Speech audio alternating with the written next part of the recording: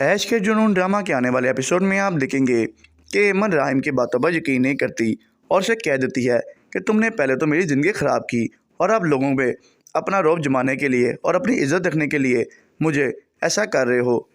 आप दूसरे सीन में आप देखेंगे कि आफिया रहीम को कहती है कि एमन अब इस घर में नहीं रहेगी, जिस पर रहीम अपनी माँ को कह देता है कि एमन मेरी बीवी है और वो रहेगी तो सिर्फ और सिर्फ इसी घर में रहेगी।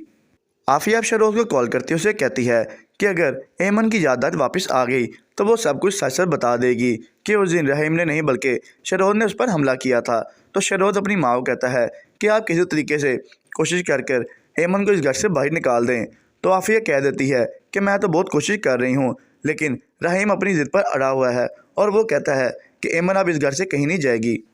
राहिम अब एमन के घर जाता है और उसके बाप से भी माफ़ी मांगता है और कहता है कि जो कुछ भी हुआ इसमें मेरा कोई कसूर नहीं था, लेकिन फिर भी मैं आपसे माफ़ी मांगने आया हूँ। तो उसका बाप कह देता है कि पहले तो तुमने मेरी बेटी की ज़िंदगी ख़राब की और हमारे सारे घर वालों को तमाशा बनाया और साथ ही उसको अपनी बीवी बना लिया